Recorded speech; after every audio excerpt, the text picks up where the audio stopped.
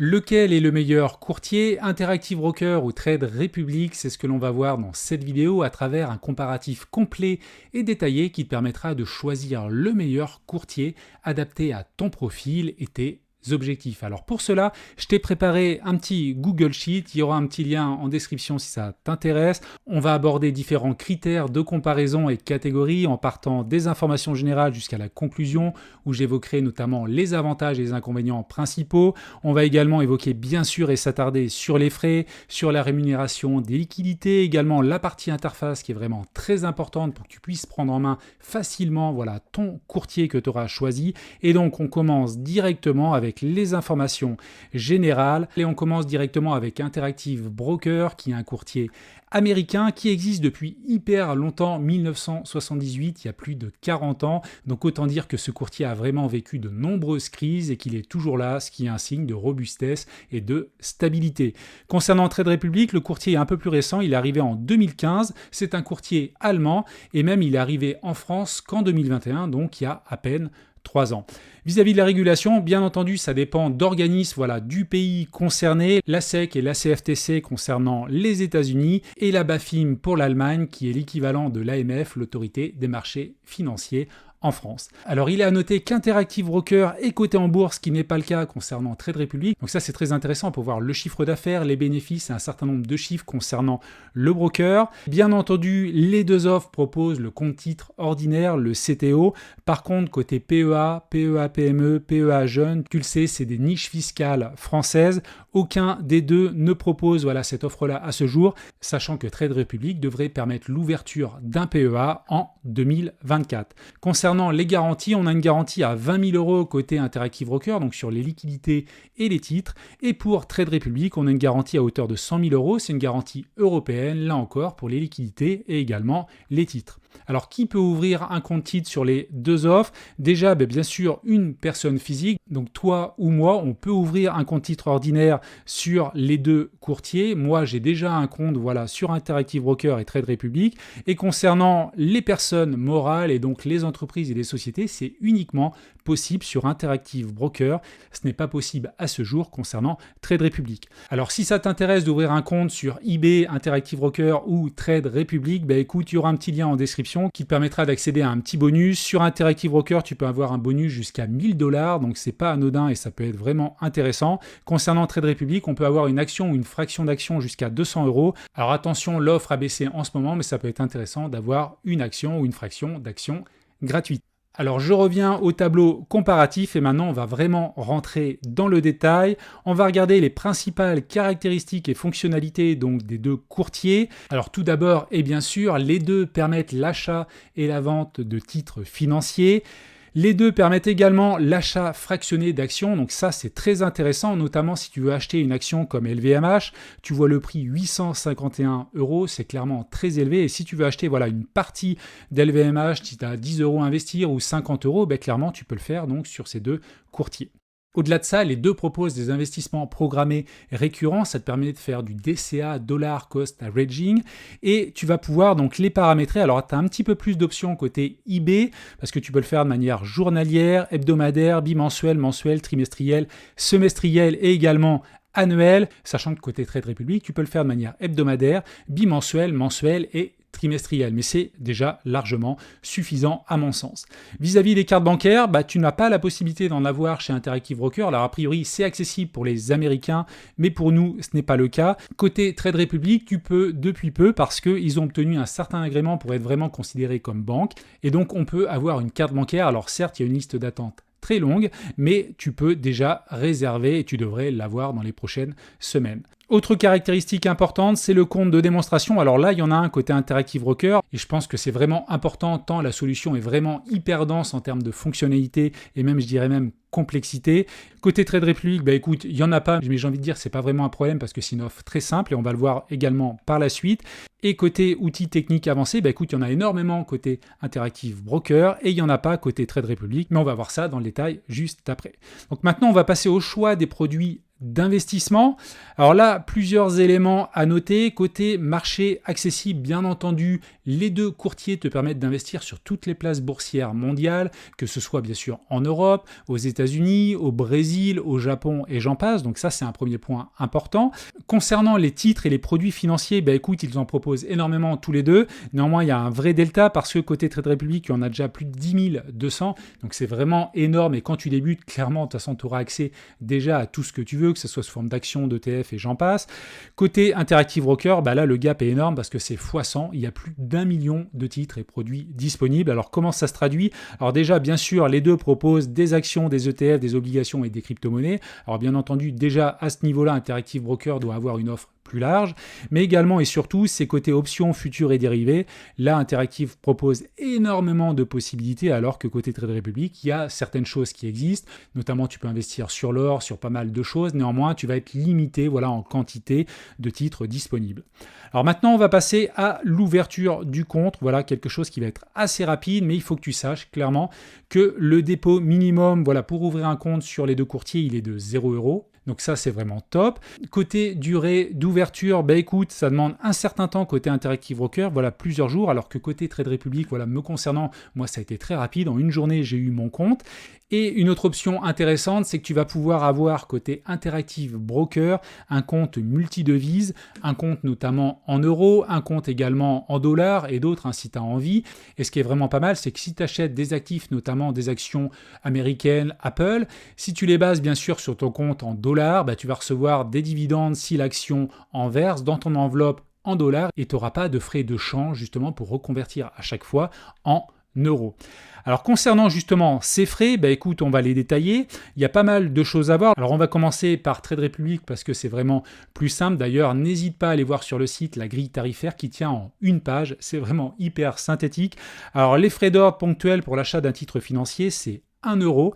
Alors j'ai mis 2 € entre parenthèses tout simplement parce que si tu fais un achat puis une vente, bien sûr, ça sera 1 € à l'achat et 1 € à la vente. Alors, il est à noter, bien sûr, que si tu investis 100 €, avoir 2 € de frais, c'est clairement énorme parce qu'on le sait, avoir des frais, clairement, sur le long terme, ça rogne énormément ta rentabilité. Si c'est 2 € pour un investissement de 1 000 € ou 2 000 €, clairement, ça sera bien moindre et vraiment acceptable. Néanmoins, tu as une super fonctionnalité côté Trade Republic, c'est les plans d'investissement programmés, j'en ai parlé un petit peu tout à l'heure, mais eux te permettent d'avoir des frais à 0 € et ça, c'est clairement exceptionnel. Côté Interactive Broker, écoute, il y a des frais qui varient en fonction des places boursières. Je ne vais pas trop parler des frais financiers en Europe parce que clairement, si tu investis dans des actions européennes, il est plutôt recommandé d'aller notamment dans l'enveloppe et la niche fiscale du PEA. Mais pour les autres places boursières et notamment les États-Unis, écoute, tu peux aller sur le site. Donc tu vas avoir deux possibilités chez Interactive Broker. La première, c'est un forfait d'1 $ pour acheter une action, pour passer un ordre. Donc là, l'avantage, c'est que tout est encapsulé, c'est simple et lisible, un petit peu comme Trade Republic tout à l'heure avec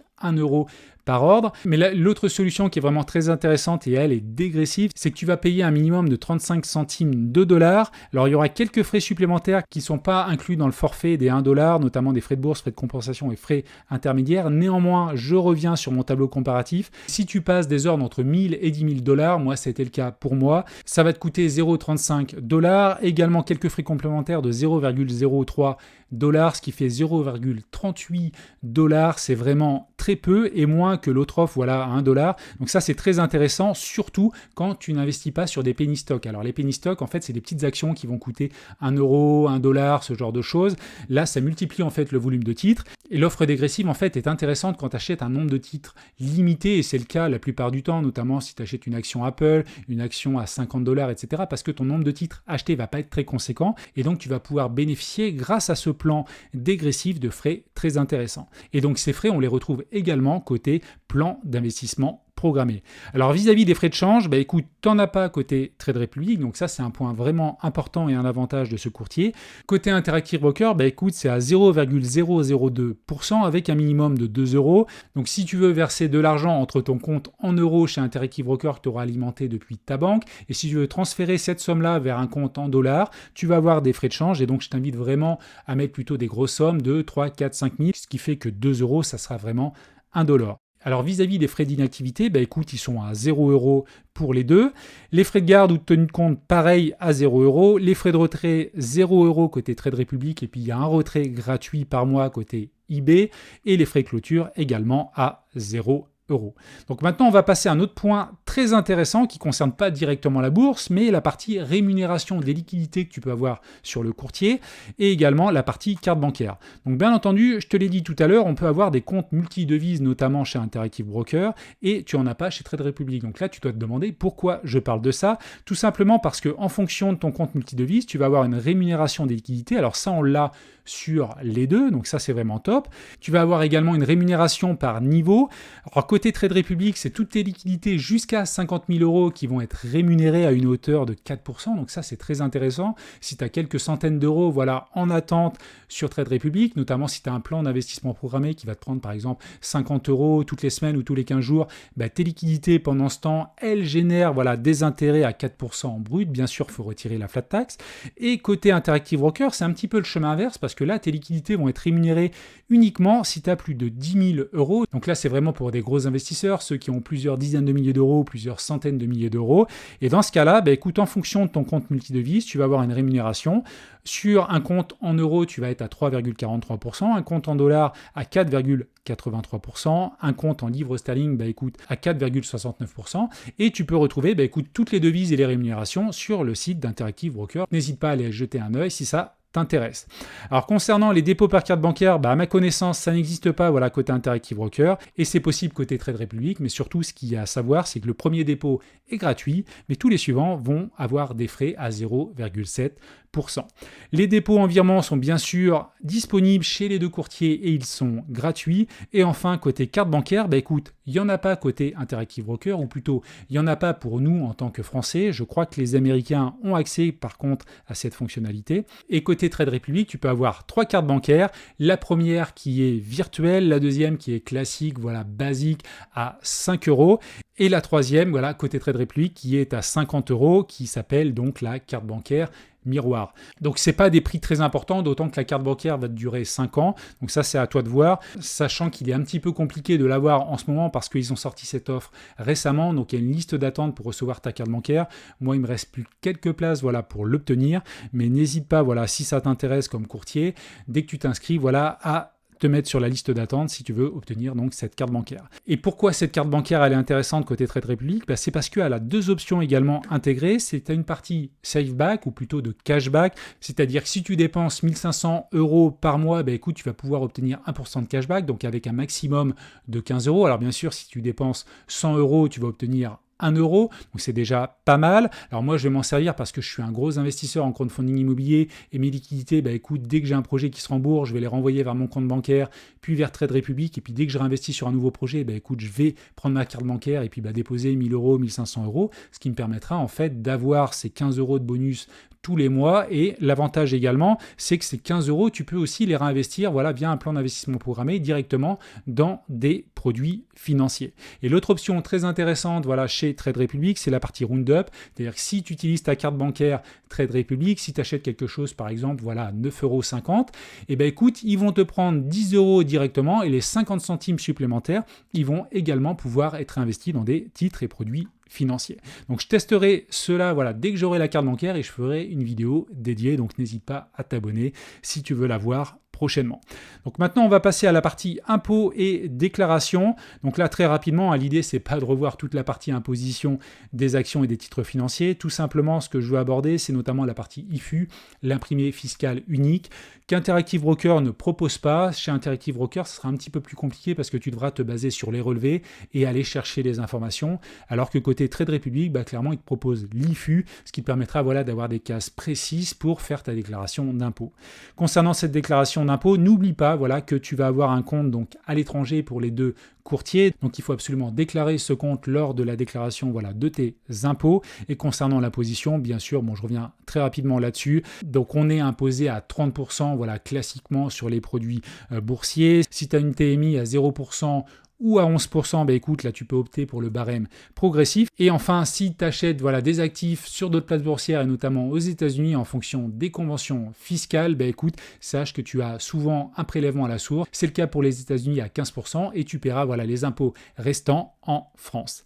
Donc maintenant, on va passer à un autre point qui est très très important, c'est la partie interface et expérience utilisateur. Alors côté interface web, bien sûr, elle est proposée chez les deux. Côté Interactive Broker, elle a un petit nom, Interactive Broker, donc portail client.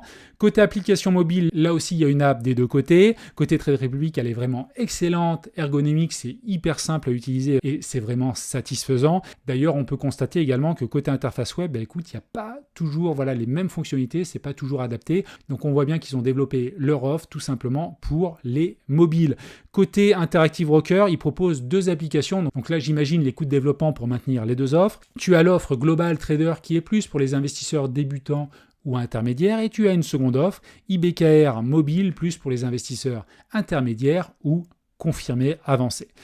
Il y a également une application bureau, alors là c'est uniquement pour Interactive Broker, tu en as même deux, donc ça c'est énorme, tu n'as pas d'application installée sur ton ordinateur pour Trade Republic. Côté Interactive Broker, écoute, la desktop c'est pareil comme pour l'application mobile, elle est pour les débutants ou investisseurs intermédiaires, alors que l'autre, Trader Workstation, va vraiment te permettre d'aller faire du trading, donc c'est vraiment pour les investisseurs avancés, donc c'est pas du tout la même offre.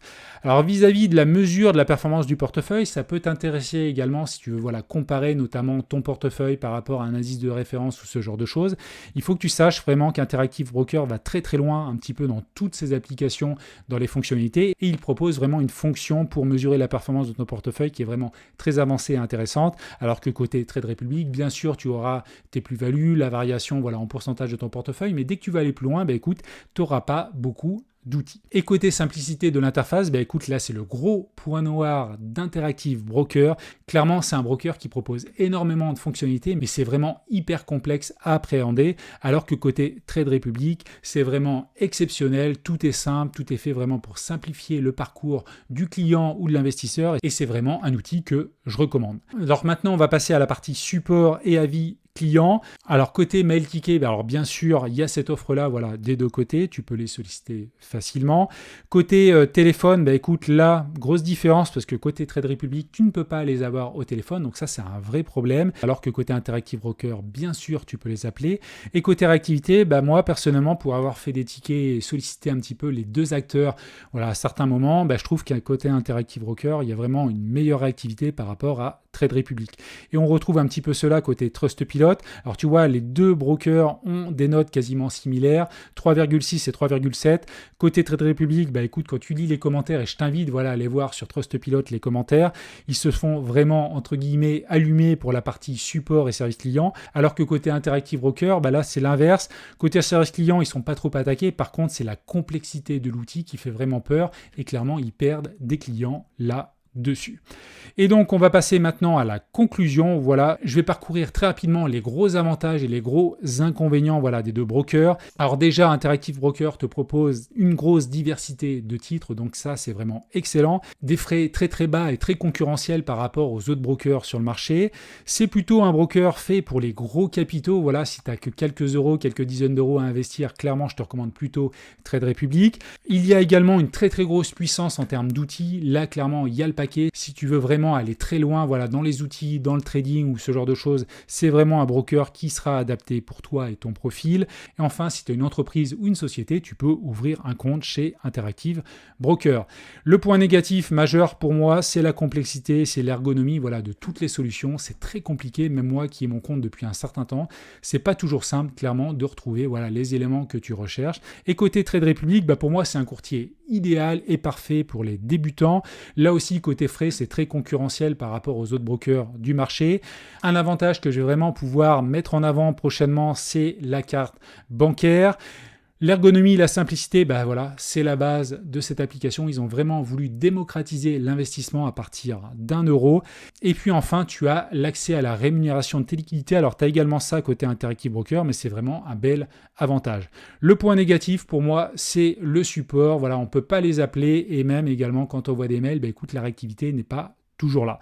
Enfin, la partie bonus, écoute, tu peux avoir un bonus à l'inscription. Je te mettrai des liens en description. Alors, je toucherai bien sûr une petite commission, mais toi également, tu pourras avoir un petit bonus jusqu'à 1 000 $ côté Interactive Broker et une fraction d'action côté Trade Republic jusqu'à 200 €. Alors attention, l'offre a un petit peu baissé depuis quelques temps. Donc là, à travers cette vidéo, je t'ai vraiment amené tous les éléments comparatifs entre deux brokers hyper connus et qui répondent pour moi à tous les profils. Si tu es plutôt débutant, écoute, Trade Republic sera vraiment adapté pour toi. Si tu es plutôt avancé ou que tu veux vraiment développer tes compétences en bourse à certains niveaux, Interactive Broker sera plutôt adapté pour toi. Et ça concerne globalement les comptes titres ordinaire. Et si tu veux aller plus loin, notamment sur la niche fiscale du PEA, tu ne pourras pas utiliser Interactive Broker ou Trade Republic. Donc pour ça, je t'invite à cliquer sur cette vidéo. Voilà, c'est un comparatif complet pour savoir où ouvrir son PEA. J'ai comparé 8 courtiers différents et notamment les offres Boursobank, Fortuneo, Bourse Direct. Je balaye tous les avantages et les inconvénients et donc je te dis à tout de suite de l'autre côté si tu cliques.